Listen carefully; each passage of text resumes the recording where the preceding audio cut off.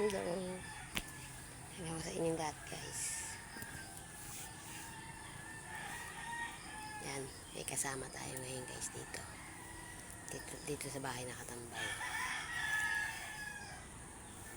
Araw-araw yan nandito yung pinsan kong lalaki. Araw-araw yan nandito. Laging tambay niya rito kasi may duyan dito. Lagi yan nakatambay dito. Kaya, ngayon na naman, nandito na naman siya. Ayun. Sarap ng buhay. Ayun.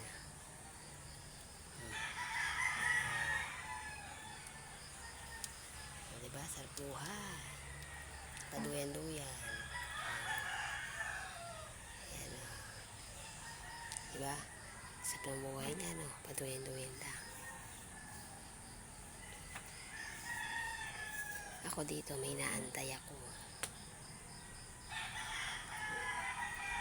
Kinakausap ko yung hangin. Siya guys, nakakain na yan, tsaka nakapag ano na yan, pakapikapi na rin yan. Ayun, nandiyan siya nakaduhin-duhin, mamaya tulog yan.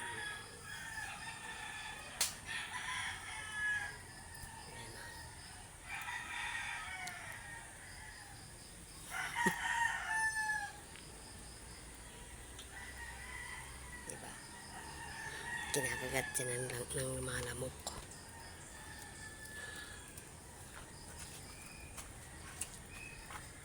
Ayan siya.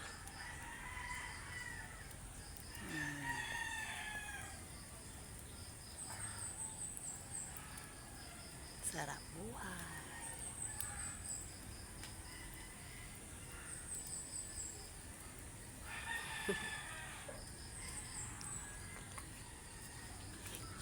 Inutusan ko yan, guys. Sabi ko, kahuyan niya ako. Kasi di na pwedeng umakit-akit pa ng bundok. Dahil masukal na ron. Kaya sabi niya sa akin, sige, ako na lang mangangahoy. Bigyan ko na lang daw siya. Kaya mamaya siya ang mangangahoy para sa akin. Kaya wala naman siyang ginagawa, guys. Kaya mangangahoy siya. Diba?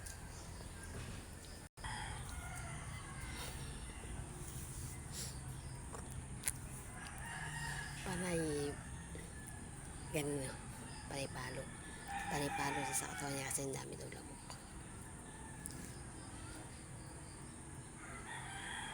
Kinakagat na raw siya ng mga lamok.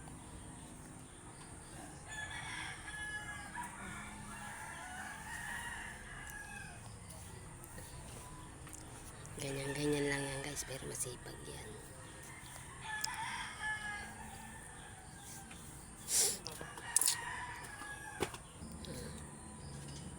Ngayon kumakain na naman siya ng biskwit. Ano lang yung ginagawa niyang panay kain. Kain na lang kain. Mahilig siyang kumain, guys. Kundi tinapay, biskwit, ganun. Pag nakatambay lang siya dito sa akin, puro biskwit yan. Biskwit, tinapay. Ganyan siya. Puro kain na lang siya ng kain. Tapos mamaya magreklamo yan, sakit daw ng tiyan niya. Panay kain naman siya ng kain. Mahilig magreklamo pero katakawan. Nandoon sa kanya katakawan.